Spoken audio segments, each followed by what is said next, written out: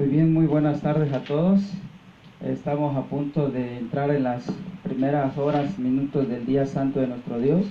Y estamos aquí reunidos para poder alabar el nombre de nuestro Dios y agradecerle durante estas 24 horas lo que Dios ha hecho por nosotros durante una semana que está concluyendo. Así que damos la bienvenida a todos y también a nuestros hermanos que nos puedan ver, posteriormente puedan ver de igual manera el mensaje. En el nombre de nuestro Dios les damos una cordial bienvenida. Antes de comenzar, vamos a colocarnos de rodillas para tener la palabra de oración y tener lo que es el programa durante estas horas próximas. Así que voy a invitarles a que nos coloquemos de rodillas. Vamos a tener la palabra de oración.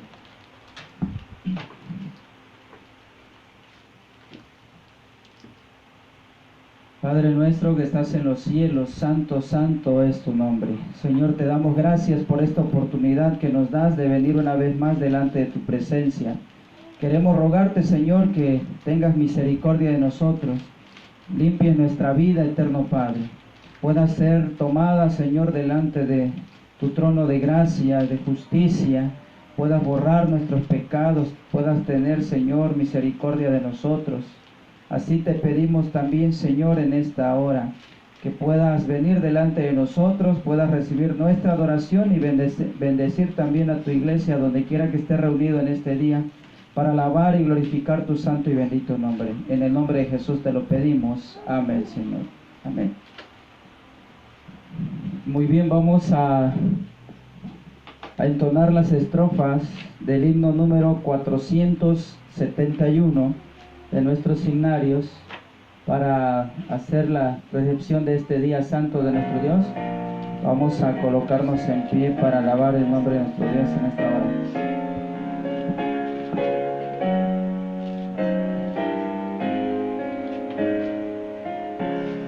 Cantamos. En sombras de la tarde, el día ya declina, el sábado se anuncia con gloria vespertina, cual brisa refrescante en cálido camino, cual palma en el desierto alivia al peregrino.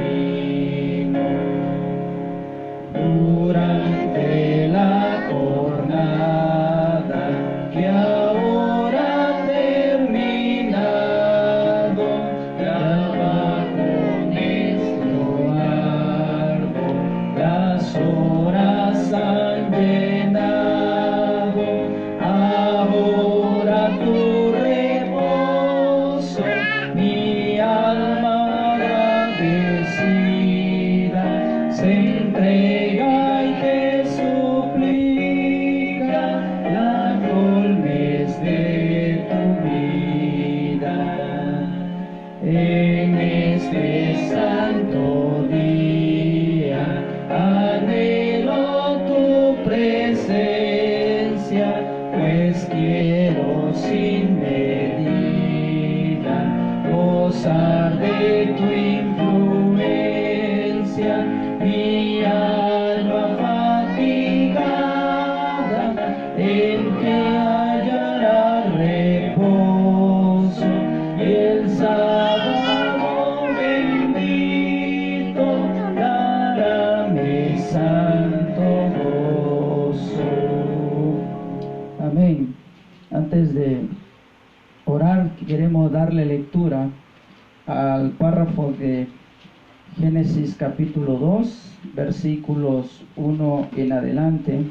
Estas palabras expresadas por nuestro Creador desde la semana de la creación, dicen las Sagradas Escrituras: y fueron pues acabados los cielos y la tierra y todo el ejército de ellos, y acabó Dios en el día séptimo su obra que hizo, y reposó del día séptimo de toda su obra que había hecho. Y bendijo Dios al día séptimo y lo santificó, porque en él reposó de toda su obra que Dios había creado y hecho. Entonces, con estas palabras vamos a entonar un canto más antes de tener la palabra de oración, dar inicio al mensaje de esta tarde. Vamos a alabar el nombre de nuestro Dios con las estrofas del himno 286. Cantamos. Ando en la luz de Dios, encuentro eterna paz. Voy adelante sin temor, dejando el mundo atrás. Gozo y luz hay en mi alma hoy. Gozo y luz hay, ya que salvo soy.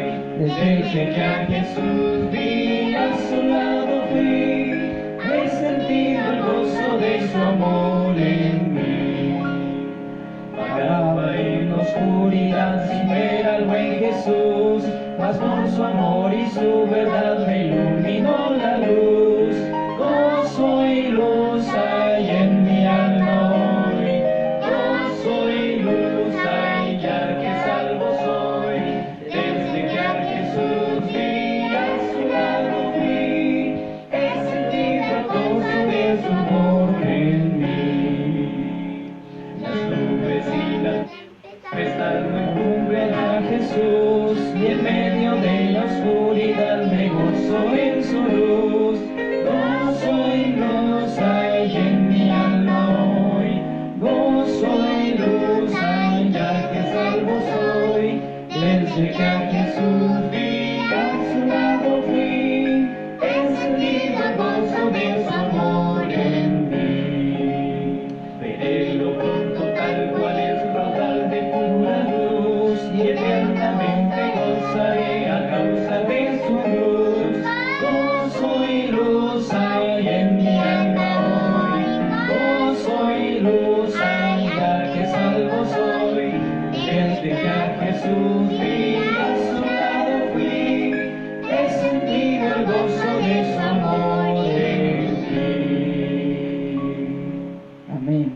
Qué hermosos cantos, ¿verdad? Con estos cantos y la lectura que hemos dado sobre el sábado, vamos a colocarnos de rodillas para pedir a Dios su bendición y su autorización también para que podamos juntos abrir el estudio de la palabra de nuestro Dios en esta tarde. Así que una vez más les invitamos a doblar nuestras rodillas. Vamos a tener la palabra de oración. Vamos a orar. Padre nuestro que estás en los cielos, santificado es tu nombre. Señor, damos gracias por este hermoso sábado. Gracias te damos también, Señor, por la luz que tú nos has dado para este tiempo. Necesitamos, Señor, como decía Jeremías, caminar por las sendas antiguas. Señor, ha llegado el momento de dar a conocer la luz que ha de alumbrar a este mundo, porque está cubierto, Señor, de engaño, de apostasía. Tinieblas espirituales envuelven, Padre eterno.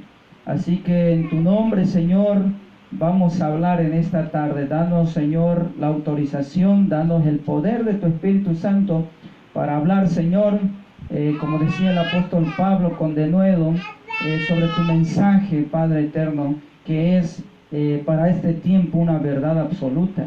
Bendice, Señor, a cada uno de tus hijos, quienes están en sus hogares, quienes han de seguir tu mensaje, la transmisión, o quienes han de verlo posteriormente, Señor, que sea un mensaje que pueda, Señor, abrir nuestra mente, nuestros ojos, que están cegados espiritualmente.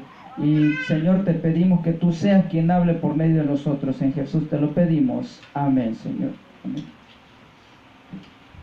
Muy bien, hermanos, después de haber hecho la oración del sábado y la oración por el mensaje, extendemos ahora así un feliz sábado a cada uno de ustedes, quienes nos acompañan en esta tarde. Un feliz sábado, y quienes nos ven o nos verán también, un feliz sábado en el nombre de nuestro Dios.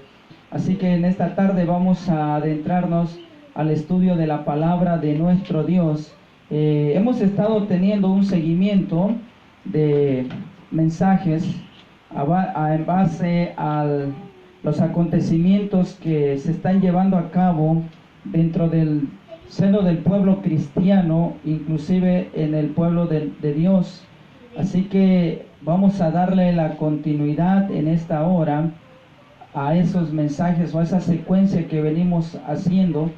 Y hermanos, vamos a abrir nuestras Biblias y nos vamos a dirigir a la carta que escribe el apóstol Pablo a Timoteo, en el capítulo 4, primera de Timoteo, capítulo 4, versículos 1 y versículos 2. Así que en el nombre de nuestro Dios vamos a comenzar y vamos a hablar sobre el mensaje de esta tarde. Dice la palabra de nuestro Dios, Timoteo capítulo 4, versículos 1 y 2. Pero el Espíritu dice expresamente que en los postreros tiempos algunos apostatarán de la fe, escuchando espíritus engañadores y a doctrina de demonios, que con hipocresía hablarán mentiras, teniendo cauterizada su conciencia. Esto es lo que menciona entonces el apóstol Pablo, y en base a esto nuestra serie comenzó con la apostasía. Si ustedes recuerdan, y les invitamos a seguir la secuencia, hemos tenido algunos pues ciertos inconvenientes, por así decirlo. Por tal motivo nos hemos tardado un poquito de ser llevar esta secuencia más seguida, hermanos, pero gracias a Dios hemos visitado hermanos en otros lugares y eso nos ha permitido también compartirles el mensaje y pues de alguna manera, hermanos, llevar el mensaje también de verdad presente. Y esto a veces nos quita un poco nos distancia en tiempo, ya que en esos lugares pues no tenemos a veces la conexión al internet para subir los mensajes o llevar a cabo una transmisión en vivo. Pero hermanos, estamos aquí con la ayuda de nuestro Dios. Y si ustedes recuerdan, o los que nos han seguido en la secuencia que hemos llevado, hemos estado viendo entonces esta situación, la cual vemos aquí en pantalla, ¿sí? Comenzamos viendo sobre la situación apóstata del mundo religioso y sobre todo en el mundo adventista también, hablando de la corporación. Hemos visto lo que vemos allí en pantalla, reuniones prácticamente ecuménicas, libros ecuménicos que han cambiado la doctrina y la verdadera fe, programas, cantos, teatro, infinidad de cosas, convenios, libros que comienzan a sostener doctrinas que no van de la fe adventista como tal, levantada en 1844.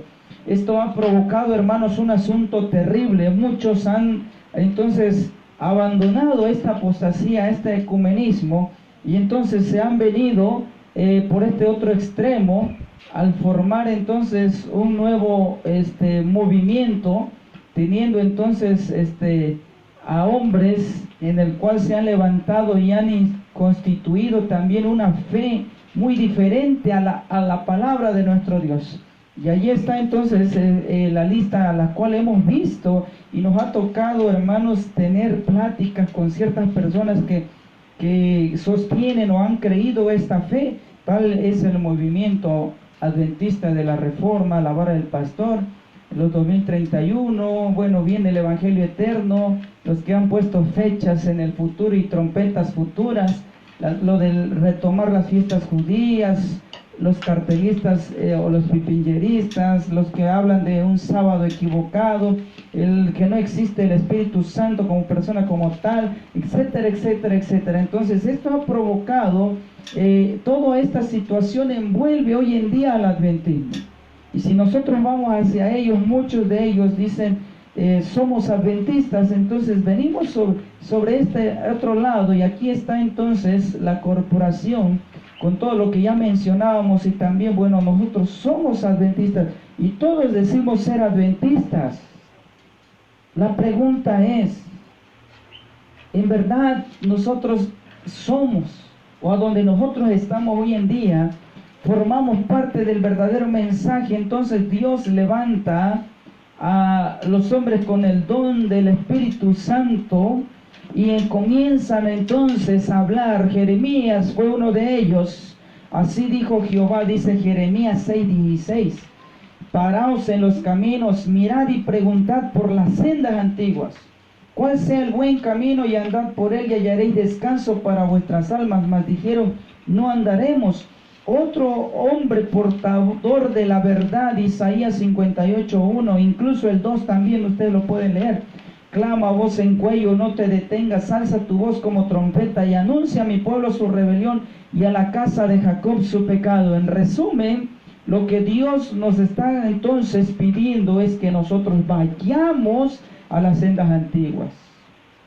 Vayamos entonces a los principios, a lo que en verdad nos identifica como pueblo que somos, un pueblo adventista, un pueblo escogido, un real sacerdocio, nación santa, dice la palabra de Dios. Hemos sido adquiridos por Dios.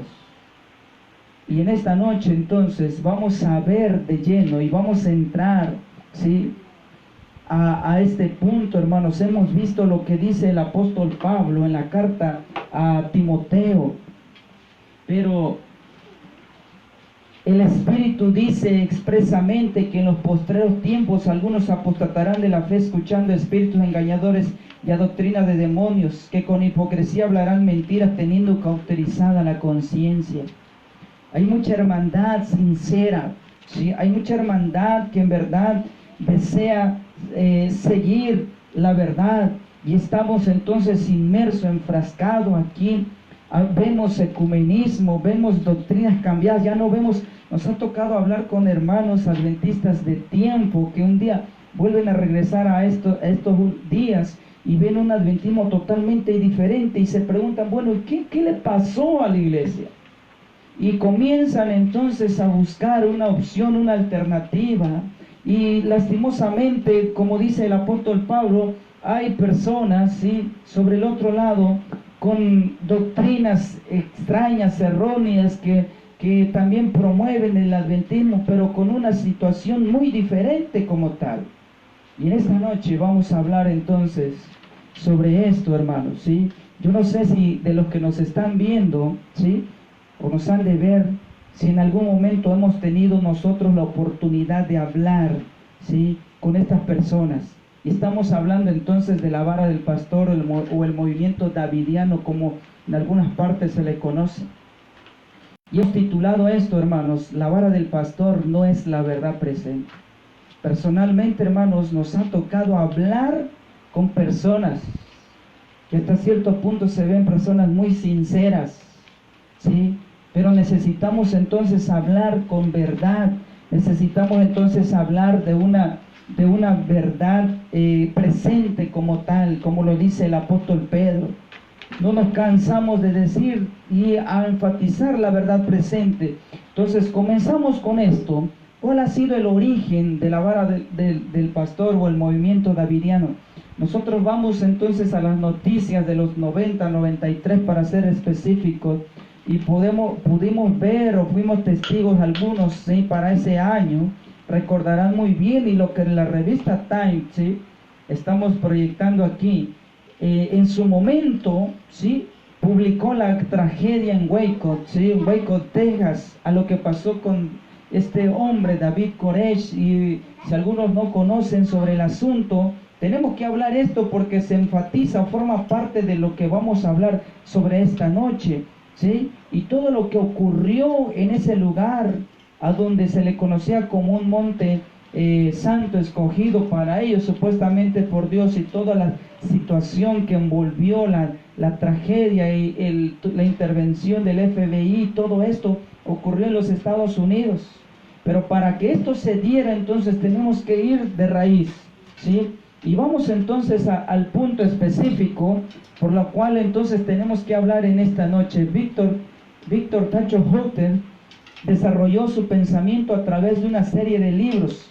Transcurría el año 1930, hermanos, cuando este personaje, un adventista, ¿sí?, aparentemente adventista, escribe ensayos y dándole como nombre a ese libro el nombre del código simbólico en los años 1930.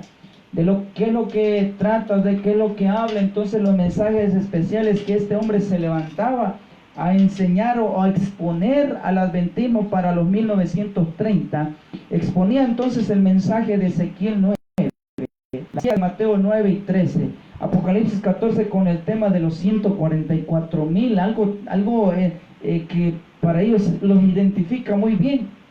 El mensaje de los jinetes, Zacarías 6, la bestia semejante a un leopardo, de Apocalipsis 13, y otras más enseñanzas, y escribió alrededor de 18 tratados en 2 volúmenes, por los cuales más tarde se convirtieron en documentos oficiales de su nueva luz y manual que guiaría a sus futuros seguidores. Todo este movimiento prácticamente rondaba en el adventismo en los años 1930, ¿sí?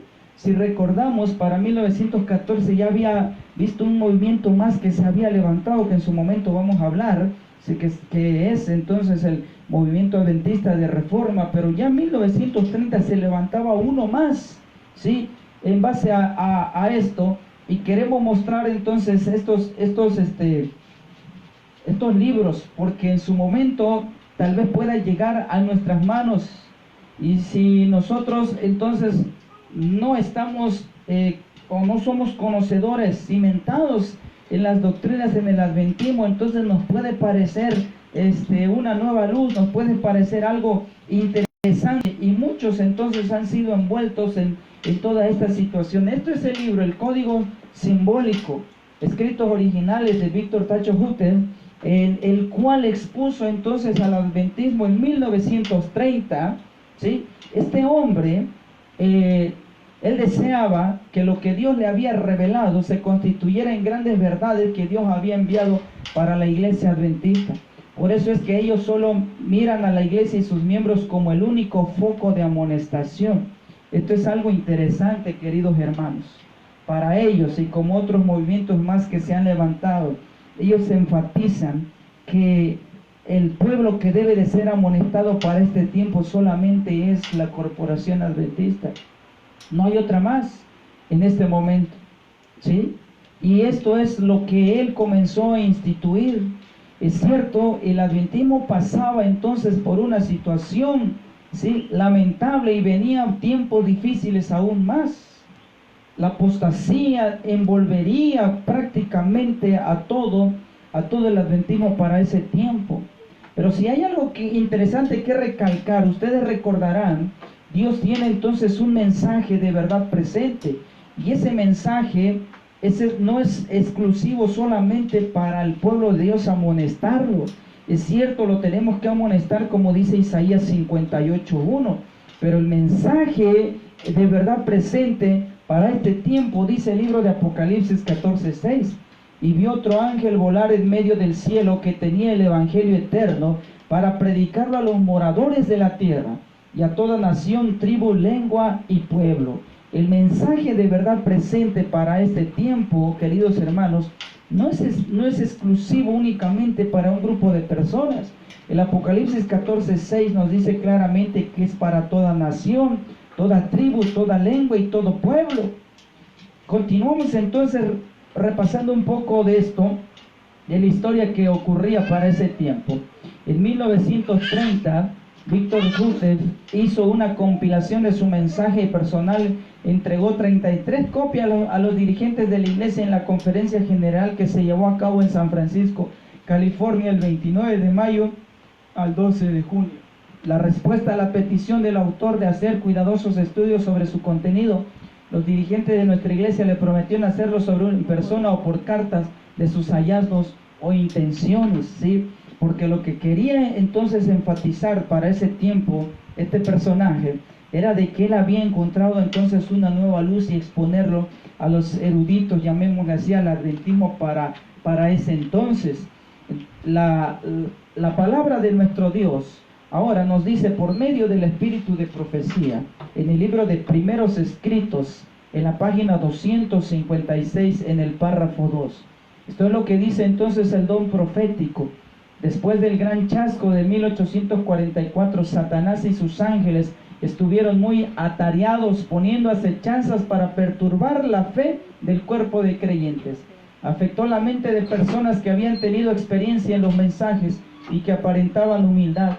Algunos señalaban como futuro el cumplimiento de los mensajes del primer ángel del segundo, mientras que otros lo asignaban a un tiempo lejano en el pasado y declaraban que ya había sido cumplidos. Estos adquirieron influencia sobre las mentes de los inexpertos y perturbaron su fe.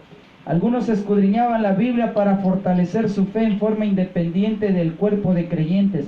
Satanás se regocijaba de todo esto porque sabía que aquellos que se le separasen del ancla podían afectarlo mediante diferentes errores, conseguir de diversos vientos de doctrina, lo llevase de lugar a otro. Muchos de los que habían dirigido la proclamación del primer mensaje y del segundo los negaban ahora, y en todo el cuerpo había división y confusión.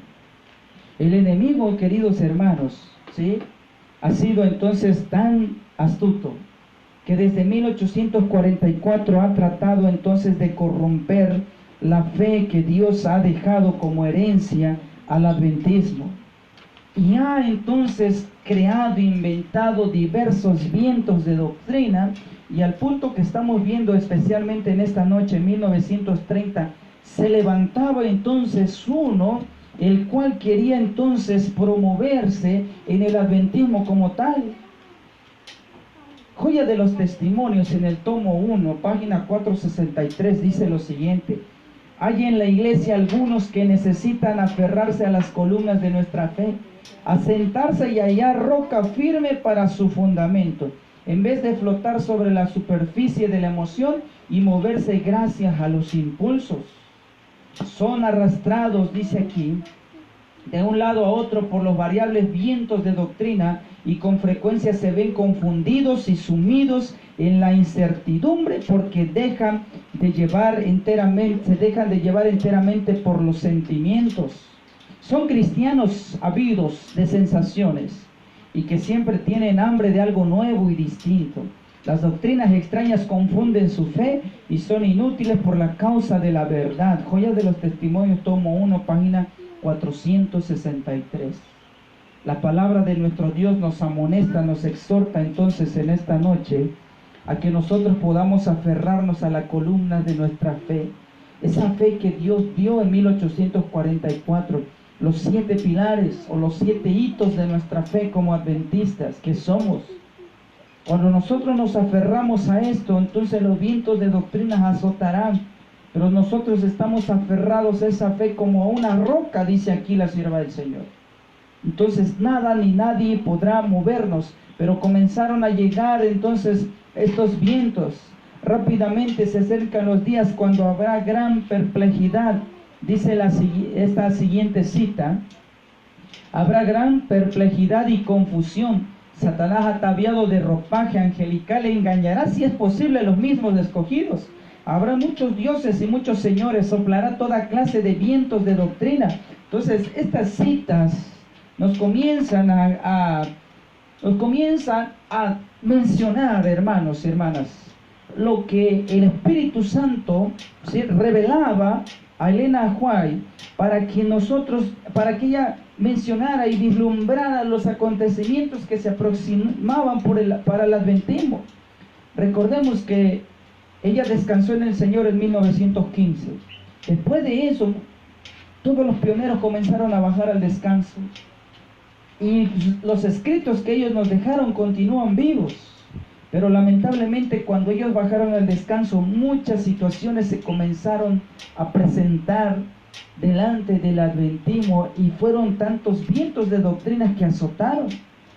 En el libro de Primera de Corintios, vamos a ver lo que dice el apóstol Pablo. Primera de Corintios 14, 32. Dice la palabra de nuestro Dios en esta noche. Primera de Corintios 14, 32.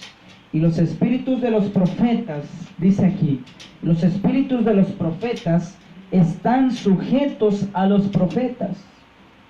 ¿Qué quiso mencionar el apóstol Pablo aquí? Los espíritus de los profetas están sujetos a los profetas. O sea que lo que habló el profeta Elías tenía que seguir el profeta Eliseo. Lo que había hablado el profeta Samuel tenía que llevar la secuencia. Todos los profetas tenían que coincidir y decir lo mismo. Lo que dijo Jeremías, Isaías, Daniel, y los profetas menores, como así se le ha clasificado, y cada uno de ellos tenían que tener esa misma secuencia. Ahora, ¿por qué mencionamos esto? Porque cuando este personaje, Víctor Tacho Hutter, se proclama entonces en estos tiempos, en ese tiempo de 1930 en el cual estamos hablando, él comenzó a autoproclamarse, ¿sí?, como el sucesor entonces de Elena White o Helen White, ¿sí? Y nos ha tocado, como les decía hace un momento en el principio, nos ha tocado hablar con los seguidores de esta rama y nos han mencionado también exactamente eso. Él es el profeta al cual Dios levantó después de la muerte de Elena de White. Pero la palabra de Dios nos deja claro en 1 Corintios, el espíritu de los profetas está sujeto a los profetas. ¿Por qué tomamos este principio para arrancar y comparar esta situación? Porque también este personaje entonces escribió libros, escribió artículos, y en lo cual debería entonces, si en verdad fuese entonces un ungido del Señor para levantarse como el tercer Elías, como le han llamado también ellos, debería entonces tener una secuencia y respaldar lo que la sierva del Señor escribió.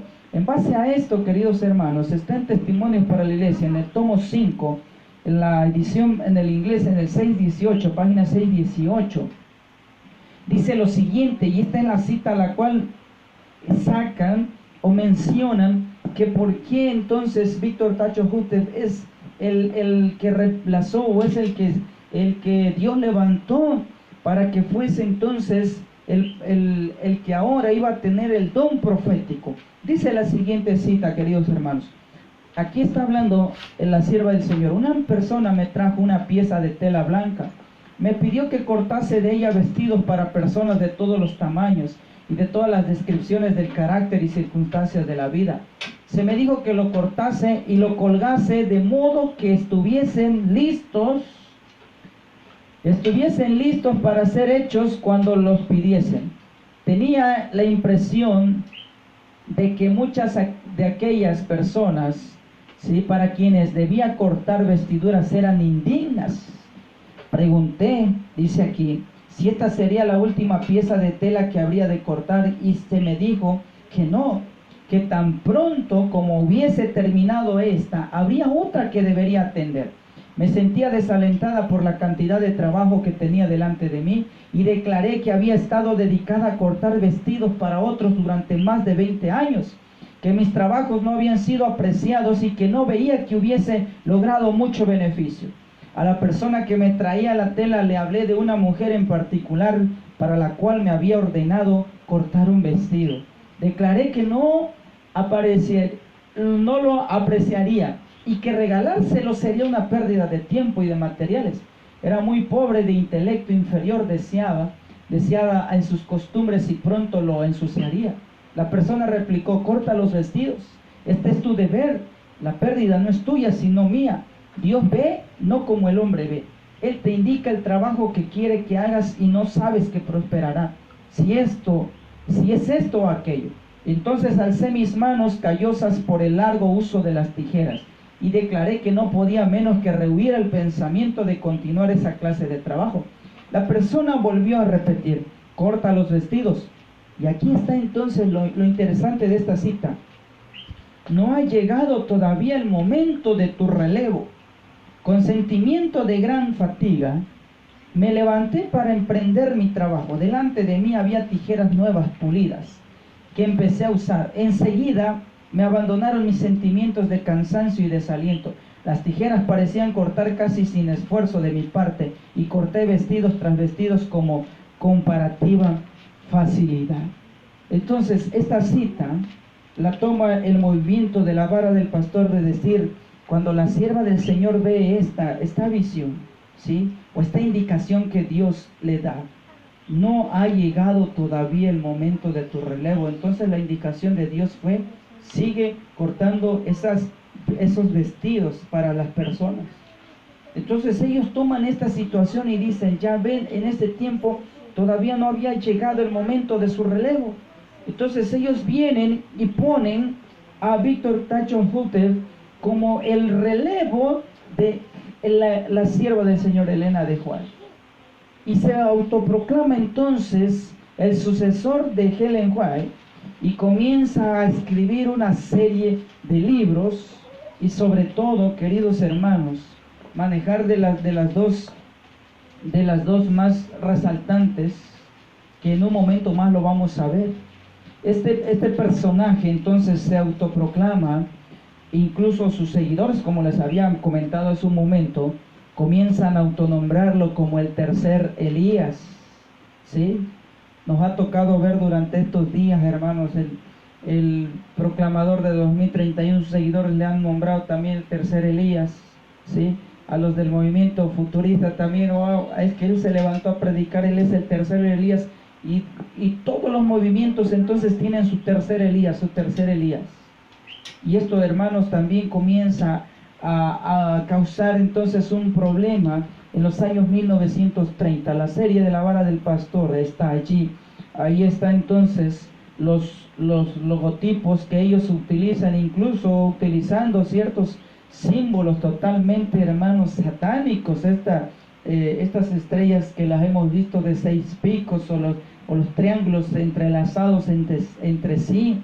Y prácticamente esta situación comienza a ponerse para ese tiempo. Y aquí está, miren, Víctor Tacho Hutter, que el cielo nos guíe, dice en esta portada de este libro, y colocan entonces este párrafo: la profecía debe cumplirse. El Señor dice: aquí yo os envío al profeta Elías, antes que venga el día del Señor grande y terrible. Alguien debe venir con el espíritu y el poder de Elías, y cuando aparezcan los hombres posiblemente dirán: eres demasiado piadoso, no interpretas las escrituras de debida manera. Déjame decirte cómo tienes que predicar tu mensaje. Y utilizan entonces testimonios para los ministros, página 475, 476.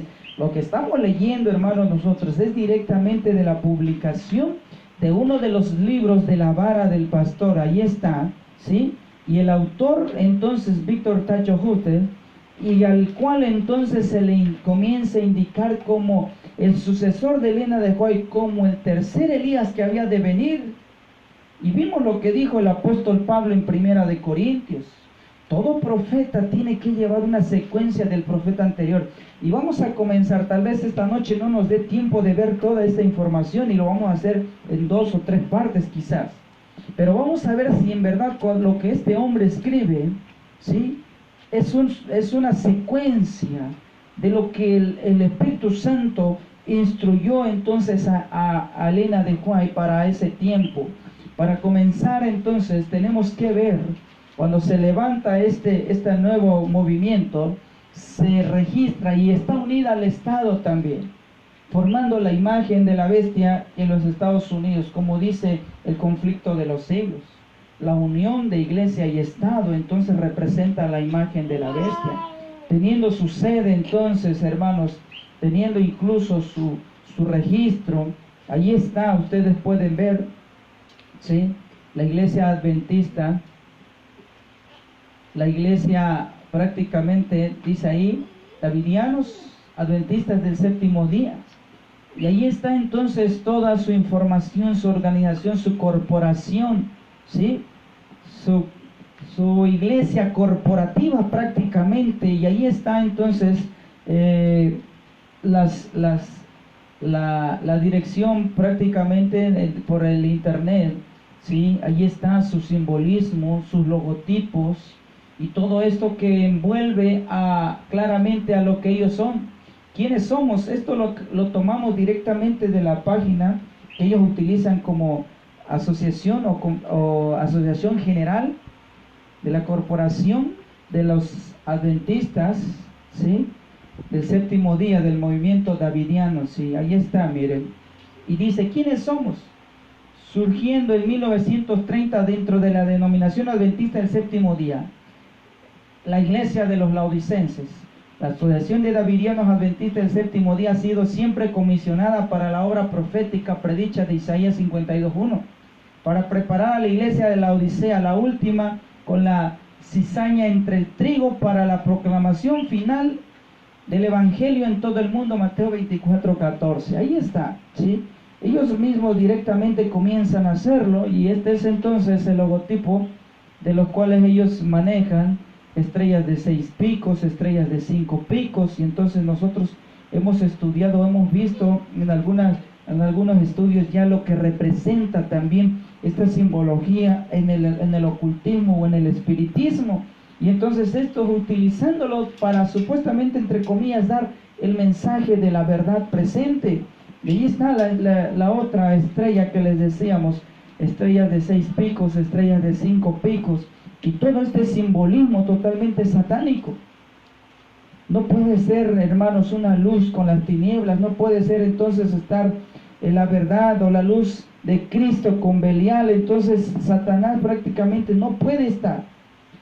Entonces vamos a leer lo que dice uno de los escritos de este personaje, Víctor Tacho Hutter, Vara del Pastor, volumen 2, en la página 397. Él escribió esto. Miren nada más la situación que él pone: siendo provisional en el establecimiento, igual que en el nombre, la Asociación de Adventistas Davidianos del Séptimo Día existe con el solo propósito de efectuar una obra divinamente dada dentro de la denominación adventista del Séptimo Día, donde restringe estrictamente sus actividades.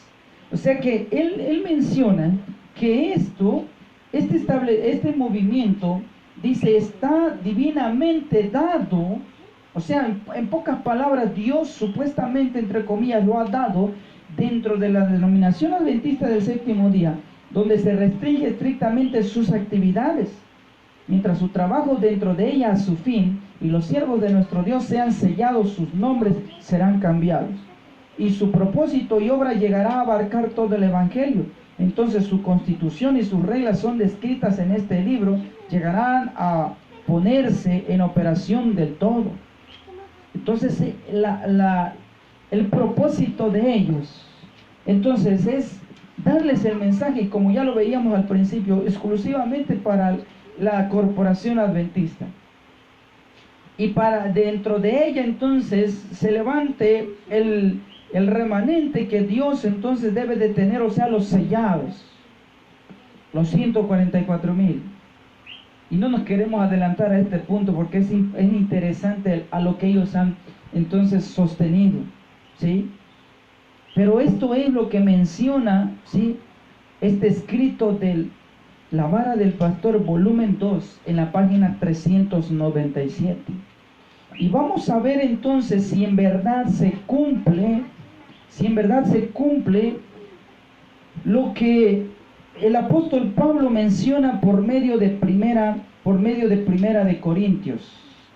Pablo decía claramente que un profeta tiene que entonces llevar la secuencia o respaldar lo que otro profeta hizo en su momento, lo que Dios le dio como revelación en su tiempo, en su momento. Y vamos a entonces a ver si en verdad Víctor Tacho Hutter cumple esa situación de la que sus seguidores hoy en día nos pretenden dar, o nos pretenden dar a entender aparentemente como una verdad. Las contradicciones e interpretaciones entonces doctrinales, como número 1, en la cosecha de Mateo 13, 24 al 30 y 37 al 43, el fuerte pregón del mensaje del tercer ángel. Es el fuerte pregón del mensaje del tercer ángel. Mire lo que escribe entonces La Vara del Pastor, volumen 1, página 104. La cosecha es el fuerte pregón del mensaje del tercer ángel, según Apocalipsis 18:1.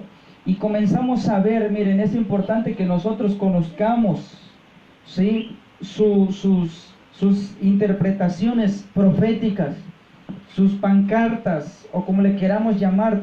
Dios, a través del espíritu de profecía en primeros escritos y los manuscritos, sostiene la existencia oficial de 2 pancartas a la cual Dios mandó y estableció como como guía para nuestra fe, la de 1843 y la de 1858, ¿sí?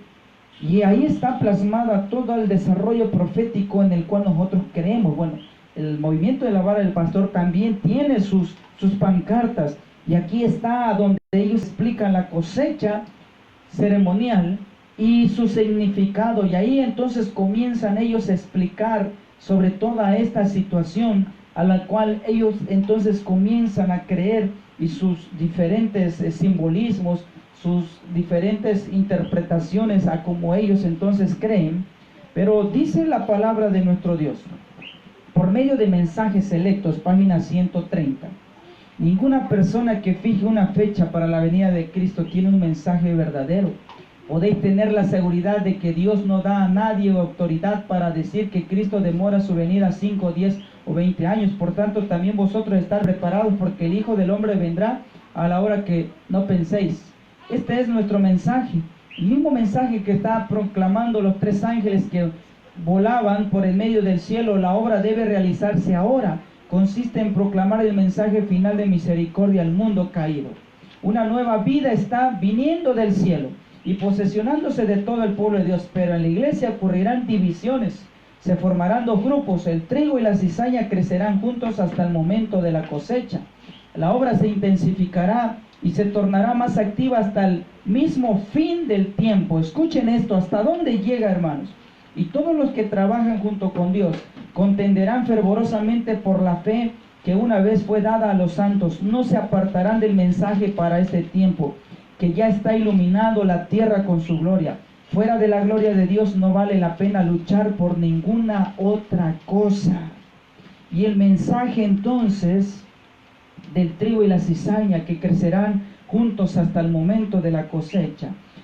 Si nosotros vamos al libro de Palabras de Vida del Gran Maestro, a donde se explica la parábola del trigo y la cizaña, podemos ver, queridos hermanos, que la cizaña representa entonces a nuestros caracteres, y por eso dice que la cizaña fue regado en todo el mundo, y esa situación de defecto de caracteres lo vemos a donde nosotros vayamos. Y no confundamos esta situación, y lo hemos explicado ya. Pueden ir entonces a nuestra página ahí en el Facebook, donde dimos el mensaje con la Biblia y el espíritu de profecía.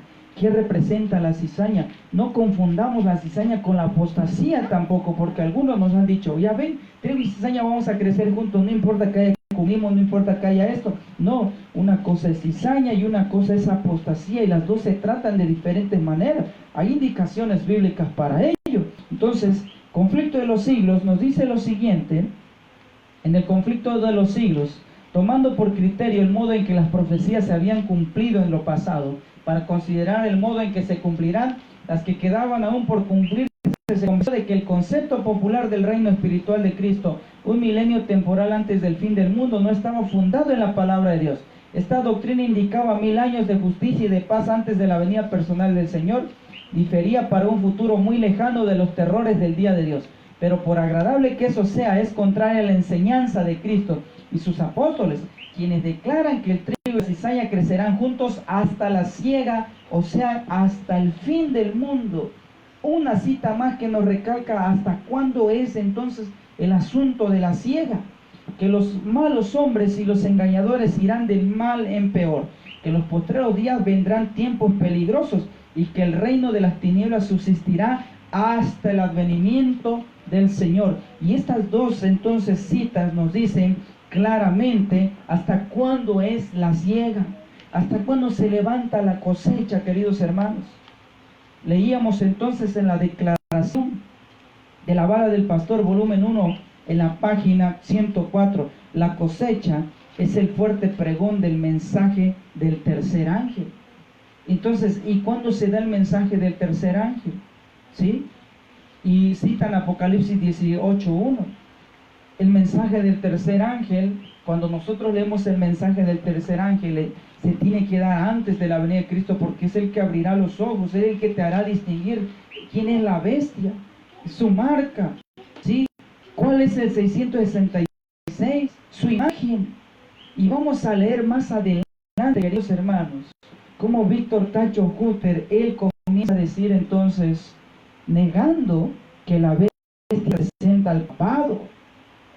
Y en ese punto estamos viendo la declaración que él se da, que difiere entonces a los escritos de la sierva del Señor, hasta cuándo es el momento entonces de la cosecha. Mensajes Selectos, página 130, y Conflicto de los Siglos nos dicen que esto llega a la siega hasta el fin del mundo. Y no es antes entonces, como lo declara en La Vara del Pastor volumen 1, la cual acabamos de leer. El segundo punto que vamos a ver entonces es respecto a la piedra de Daniel. En el capítulo 2, ellos dicen claramente que no es la venida de Cristo. No representa a la venida de Cristo la piedra de Daniel capítulo 2. Esto es lo que dice La Vara del Pastor volumen 2, página 161. Antes de 1938, perdón, vamos a mover esto, se quedó muy arriba. La gran piedra de Daniel 2 es un símbolo de la venida de Cristo. El rompimiento de la imagen denota la rotura de las naciones. Vara del Pastor volumen 2, página 161, 1932. Después de 1938, Daniel aquí describe cómo los gobiernos terrenales llegarán a su fin, no como la tierra llega a su fin. La piedra no es la segunda venida de Cristo, como nosotros los adventistas hemos enseñado, y esto es lo que comenzaba entonces a declarar en el código simbólico, como dice ahí número 12, página 19. Entonces la vara del pastor comenzaba a mover para ese tiempo, ¿sí? Para ese tiempo el significado de la piedra que rompe, que golpea a la estatua de Daniel capítulo 2.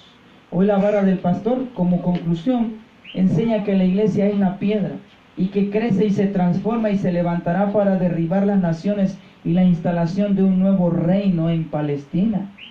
Por eso ellos tienen la idea, hermanos, que hay que ir entonces a la vieja Jerusalén, que allá entonces el pueblo de Dios se tiene que reunir. Qué lamentable esto cuando la sierva del Señor dice que nada tenemos que ir a hacer a la vieja Jerusalén. Todos esos recursos que se usan para ir hasta allá, las deberíamos implementar entonces para dar el mensaje de verdad presente. Y esto es lo que comienzan ellos a enseñar. En Patriarcas y Profetas, en la página 758, dice claramente: la iglesia adventista sostiene que la piedra de Daniel es el quinto reino que Dios establecerá para siempre. Pero dicho reino no será antes de su venida. El reino de Israel era una figura del reino de Cristo, el cual no se establecerá antes de la segunda venida. ¿Se dan cuenta? Y lo que ellos comenzaban entonces a implementar, que tiene que hacer entonces este reino, o esta piedra no representa la segunda venida de Cristo, como ellos lo han sostenido hasta este tiempo, hasta el segundo punto que hemos visto hoy, ¿sí? Hemos notado entonces que en verdad lo que el espíritu de profecía mencionó, estableció, no es nada entonces la secuencia de lo que este hombre, Víctor Tacho Hooker, comenzó él a escribir en sus libros. Otro punto más que queremos ver en esta noche: ¿cuándo inició el sellamiento? Según la vara del pastor, dice la siguiente declaración, y esto es entonces un diagrama más, ¿sí?, en el cual ellos explican los eventos finales, ¿sí?, con sus diferentes figuras o dibujos, por así decirlo. Vuelvo a repetir, cuando vemos en primeros escritos y en los manuscritos cómo la sierva del Señor indicó específicamente quiénes fueron los encargados de diseñar las pancartas, ahora vemos una pancarta totalmente diferente, modificada totalmente. Y dice entonces también esto, ahí está una ilustración más que este movimiento utiliza. Dice la vara del pastor volumen 1, página 35. Las abominaciones por las cuales los fieles suspiraban y lloraban era todo lo que podía discernir los ojos finitos, pero los pecados muchos peores, los que provocaron los celos de Dios puro y santo, no estaban revelados. Nuestra propia conducta determina si recibimos el sello del Dios viviente o si seremos abatidos por las armas seductoras. Si tuviéramos que marcar el tiempo exacto del comienzo del sellamiento, diríamos que comenzó durante 1929. El espacio no nos permitiría dar aquí nuestras razones por qué creemos así, pero en otro estudio esto será retomado. Vara del Pastor, volumen 1, página 35. Víctor Tacho Hutter declaró que el sellamiento para el pueblo de Dios comenzó en el año 1929. ¿Sí? Y vamos a ver lo que dice entonces el espíritu de profecía, lo que mencionó la sierva del Señor en Testimonios para los Ministros.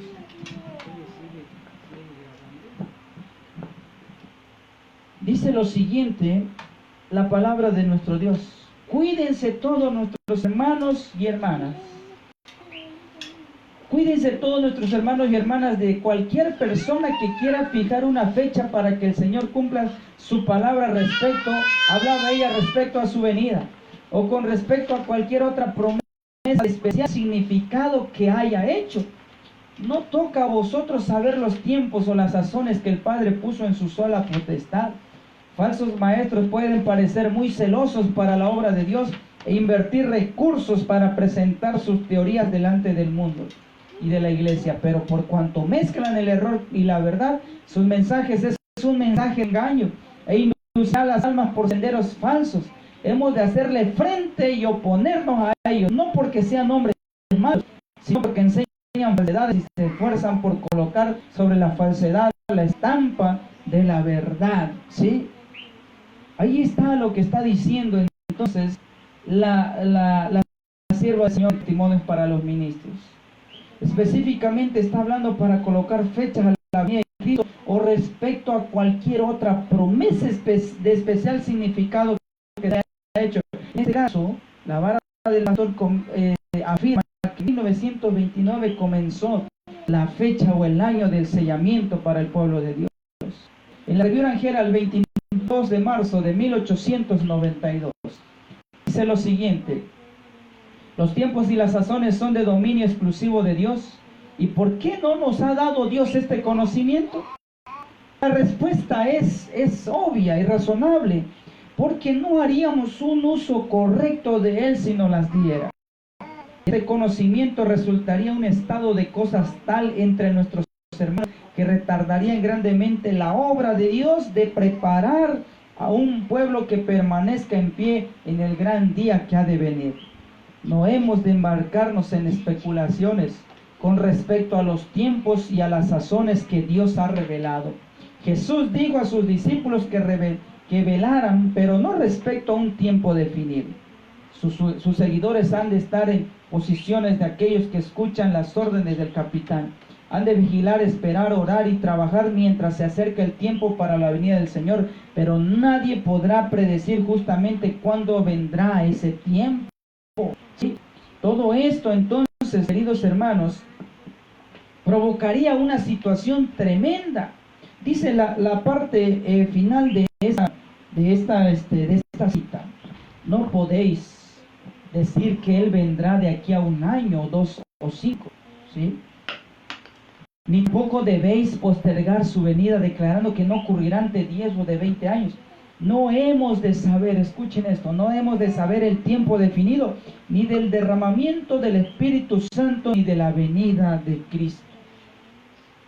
Y aquí está entonces, queridos hermanos, la amonestación que Dios nos está dando en esta noche respecto a esto, y con cariño y aprecio, entonces lo mencionamos para aquellas personas que creen en esto. Y como decía la cita anterior, no es porque sean malas personas, pero lo que sí están haciendo, están entonces engañando, están enseñando doctrinas erróneas, y eso, queridos hermanos, también Dios no la está entonces aprobando. La palabra de nuestro Dios es claro, ¿sí? Es claro. Ahora viene un punto importante aquí. ¿Se cerrará la gracia en 2 ocasiones? El movimiento de la vara del pastor menciona este asunto, y otros movimientos más comienzan a hacer uso de esta situación.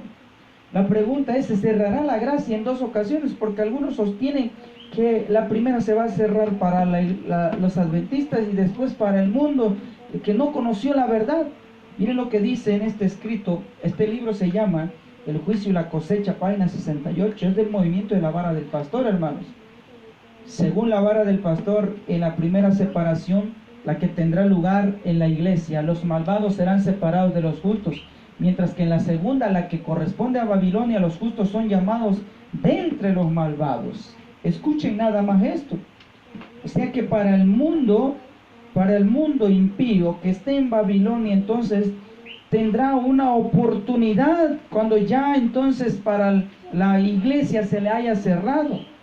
Miren, esto es tremendo. El año pasado, ¿sí?, en un folleto oficial del Adventismo aquí, a donde nosotros estamos al sur de México, hablaba de que los 1000 años iba a ser un tiempo especial para que Satanás tuviera, para que se arrepintiera de sus pecados y de todo lo que ha hecho. Imagínense, estos manejan un segundo tiempo de gracia, y esta afirmación que es del año pasado en diciembre, me parece, si no mal recuerdo, y por ahí lo publicamos también, ¿sí?, mencionaba esto, hermanos. Esto que pasa en el adventismo comienza a ser tremendo, esta situación.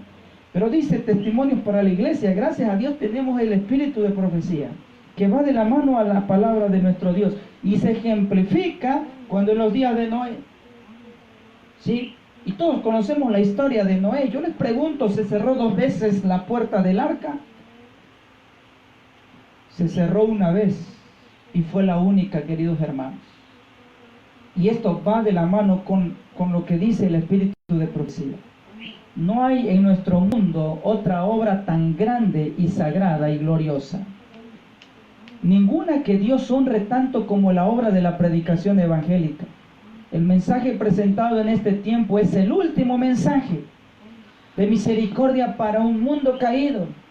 Los que tienen el privilegio de oír y persisten en negarse a escuchar la amonestación, desechan su última esperanza de salvación. Y escuchen esta última parte, hermanos. No habrá un segundo tiempo de gracia. ¿Sí? Ahí está, hermanos, nos ha tocado ver a hombres, ¿sí?, llamémosle así, eruditos, conocedores, que comienzan a estar, hermanos, involucrados con esta situación de comenzar a decir, va a haber una oportunidad segunda para el mundo impío, tal como lo afirma. Entonces, para los que no alcanzaron a ver, ahí está, lo hacemos más grande. Esto es lo que dice la vara del pastor, y lo que muchos adventistas comienzan entonces a creer. En la primera separación, la que tendrá lugar en la iglesia, los malvados son separados de los justos, mientras que en la segunda, la que corresponde a Babilonia, los justos son llamados de entre los malvados. Ellos sostienen esto en el escrito que le llaman El juicio y la cosecha, en la página 68. Y esto entonces es claro, ¿sí? No hay en nuestro mundo una obra tan grande y gloriosa, ¿sí? Los que tienen el privilegio de oír y persistir en negarse a escuchar la amonestación desechan su última esperanza de salvación, y no habrá un segundo tiempo de gracia. Testimonios para la iglesia, tomo 6, página 28, en el párrafo 1. Y esto está sostenido a los días de Noé. Cuando Noé se encerró 7 días y no llovía, llovió en el 8º día, comenzaron a caer las gotas. Cuando la gente vio serio, hermanos, el asunto, la Biblia no indica que los que se hayan arrepentido en ese momento el arca se abrió y entraron. No había segundo tiempo de gracia. Hubo un tiempo de gracia que duró 120 años. Y esto es claro, queridos hermanos. Esto es claro en este asunto. La vara del pastor también dice que a partir de 1929, el nombre adventista del séptimo día ha sido desechado por Dios. O sea que por eso ya no, porque es el pueblo laodicense. Exactamente cumplimos esa condición laodicense.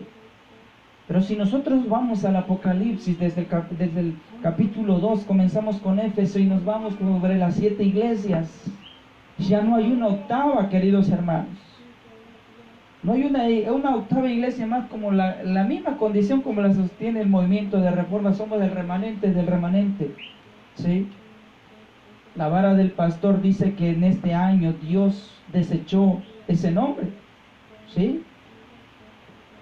¿Y dónde lo sostiene? Miren, aquí está lo que dice este escrito. La vara del pastor, volumen 1, en la página 101. Dice lo siguiente. Note que la existencia del nombre actual adventista del séptimo día es condicional. ¿Por qué es condicional? Porque han citado Apocalipsis 3:14. Si tú eres tibio y no te decides ser caliente o frío, yo te voy a vomitar de mi boca. Entonces, en ese concepto ellos toman es condicional. De lo contrario, ese nombre será vomitado de su boca. Entonces verán las gentes tu justicia y todos los reyes tu gloria, y te será puesto un nombre nuevo. Están usando Isaías 62:2, que la boca de Jehová nombrará. ¿Y cuál es el supuesto nombre que Dios ha nombrado? Pues ellos se han autonombrado entonces como adventistas del séptimo día de la vara del pastor. Dejaréis vuestro nombre por maldición a mis elegidos. ¿Y quiénes son los elegidos? Pues supuestamente ellos, los 144,000. Y el Señor Jehová os matará y a sus siervos llamará por otro nombre. Isaías 65:15. Y esto entonces lo comienzan a sostener con lo que dice Testimonios para los Ministros, página 300. Entonces, en esta cita de la vara del pastor, en el libro Vara del Pastor, volumen 1, página 100 y página 101, ellos dicen: Dios ha dado un nuevo nombre para el verdadero pueblo de Dios. Y además de esto, ellos escriben en la página 155, un nombre nuevo que indica la nueva experiencia por la que han pasado, que es la separación o zarandeo, como se explicó. Dios mismo con su propia boca da el nombre, así que no puede ser falsificado. Cuando se recibe el nombre es al fin del periodo de 430 años que se explicó la gráfica en la página 112 en 113. Así la iglesia es reorganizada bajo un nuevo nombre. El viejo nombre, por estar contaminado, no puede ser retenido. No hay nadie que se rija por el nombre viejo, porque los que no fueron dignos de tener el nuevo nombre han perecido bajo la figura de los 5 varones con las armas de Ezequiel capítulo 9. El nombre solo queda para maldición. Isaías 65:15 leemos: y dejaréis vuestro nombre por maldición a mis elegidos, y el Señor Jehová os matará, y a sus siervos llamará por otro nombre. Es cambiado del viejo estado de cosas, los atalayas que fueron infieles han perecido. Por eso entonces ellos creen que la matanza de Ezequiel 9 la darán ellos a los adventistas que nunca quisieron saber, entre comillas, la verdad presente que ellos sostienen hoy en día. Y por eso Dios le ha dado un nuevo nombre a ese pueblo, a esa iglesia. Esto es lo que sostiene entonces, hermanos, este movimiento.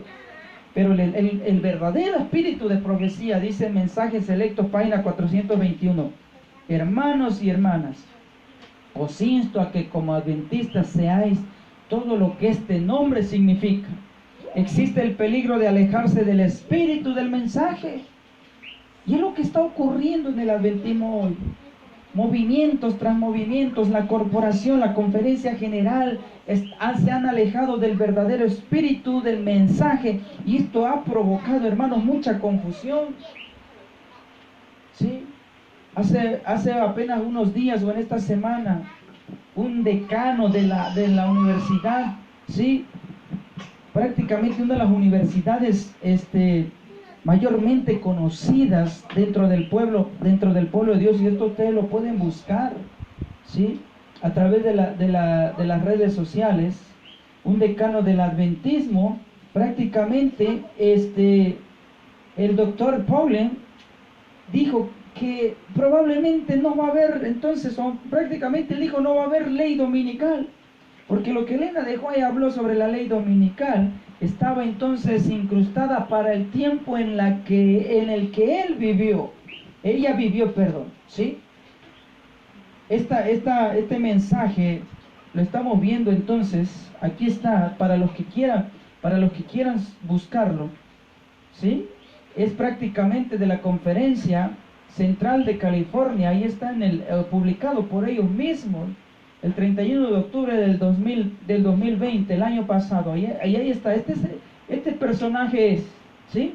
Y el título es El dilema de la ley dominical venidera, por este expositor. Y este expositor, entonces, queridos hermanos, es un erudito, es un conocedor aparentemente en el adventismo. Y entonces dice, como veía Elena de White, entonces todos esos acontecimientos son para ese tiempo. Para ese tiempo se creía ley dominical. Hoy en día las cosas pueden cambiar. En pocas palabras, él ha dicho, no va a haber una ley dominical como tal. Y todo esto, queridos hermanos, comienza a retrasar el mensaje, como decía una cita que leímos. Esto es dejar a un lado el verdadero espíritu del mensaje que Dios nos ha dejado para este tiempo. Además de eso, se me dijo, dice en Mensajes Selectos, tomo 2, página 53, se me dijo que no debemos estimular tales demostraciones, sino que deberíamos proteger al pueblo mediante resueltas expresiones de censura contra aquello que podría manchar el nombre de Adventistas del Séptimo Día y destruir la confianza del pueblo en el mensaje de la verdad que debe de presentar el mundo. Todos estos cambios a la doctrina, todos estos cambios, hermanos, a la verdadera fe, comenzamos a manchar el nombre Adventistas del Séptimo Día. Y esta cita, hermanos, esta cita en lo personal me ha agradado mucho. Mensajes Selectos, tomo 2, página 442. Somos adventistas del séptimo día. Pregunta, ¿nos avergonzamos de nuestro nombre? Contestamos, no estamos avergonzados de él. Es el nombre que el Señor nos ha dado, nos señala la verdad que ha de probar a las iglesias. Cartas números 110, 1902, somos adventistas del séptimo día y nunca deberíamos avergonzarnos de llevar este nombre. Carta 106, año 1903. ¿Por qué, queridos hermanos? Debemos ser librados de los peligros y no ser entrampados y corrompidos por ellos. Para esto sea así, hemos de contemplar a Jesús, el autor y el consumador de nuestra fe.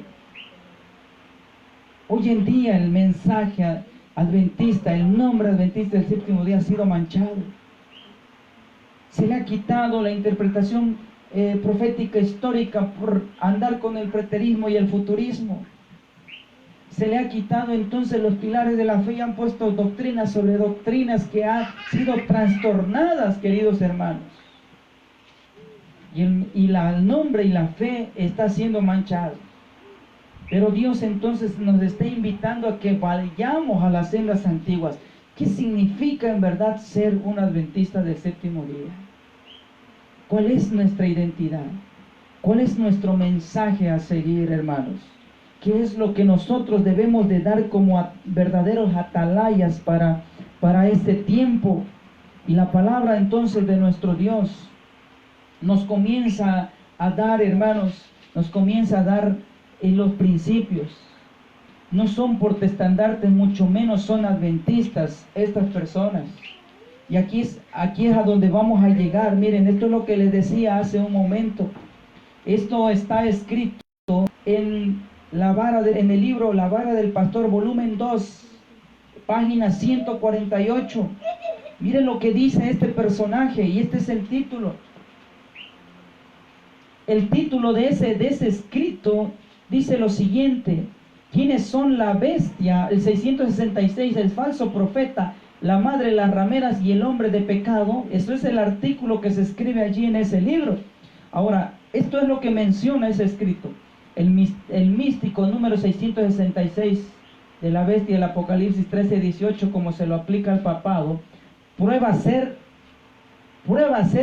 ni bíblico como también irrazonable. Escuchen esta parte, por favor. ¿Sí?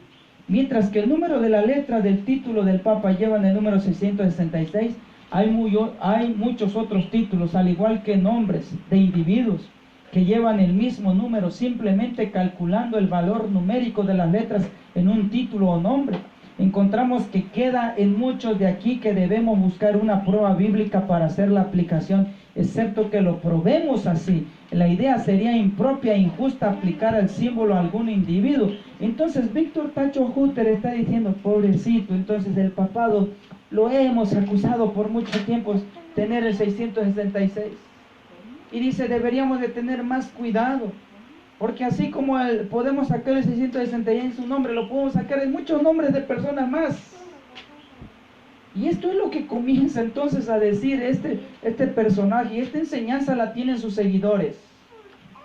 Y yo te pregunto, como adventista del séptimo día, ¿qué eres? ¿Qué somos y qué soy? Y que toda la iglesia que nos decimos ser, ¿qué es para nosotros el 666? ¿A quién se denomina entonces ese número, ese nombre? Tenemos que entender primero quién es la bestia, para darle entonces a darle a conocer el 666. Porque incluso me ha tocado ver entonces libros católicos colocando el número a ese mismo número al nombre de Elena White, y efectivamente sale el 666. Pero tenemos que entender primero, para saber a quién le vamos a asignar el 666, quién es la bestia, quién representa a la bestia, porque eso lo dice en Apocalipsis 13, 15 al 18. Continúa diciendo esta aplicación que Víctor Tacho Hutter escribió. La idea de que el papado es llamado la bestia, dice, es totalmente equivocada. Aquí está. Entonces comienza él a decir, el papado no es la bestia. El papado es representado por símbolos en dos bestias diferentes. Primero, en la bestia indescriptible de Daniel 7, y por el cuerno pequeño que tenía ojos como de hombre y una boca que hablaba grandes cosas. Segundo, es la bestia como leopardo en Apocalipsis 13 por la cabeza que fue herida de muerte.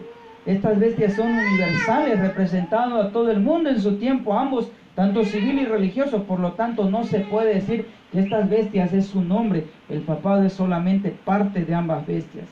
Cuerno, cabeza es una, y simplemente una cabeza herida es la otra. No puede ser llamada la bestia. La bestia de dos cuernos es la única que representa un gobierno local, político y religioso, por lo que solamente de él puede decir es un hombre. Así quien quiera que esté a la cabeza de este poder perseguidor, como se describe en este capítulo representado por la bestia, es el que llevará el místico número 666. El espíritu de profecía también declara que el rey del norte, que presenta en Daniel 11:45, y la bestia de dos cuernos de Apocalipsis 13, es el mismo poder, y que tendrá este místico número 666. Y entonces Víctor Tacho Hutter comienza a decir, como adventistas hemos acusado equivocadamente al papado como representar a la bestia. Y queridos hermanos, si en algún momento este mensaje llega a verse por personas que siguen este movimiento, por favor, estudiemos, repasemos lo que el verdadero espíritu de profecía menciona respecto a este punto. No es posible tener nosotros un cambio de ideas.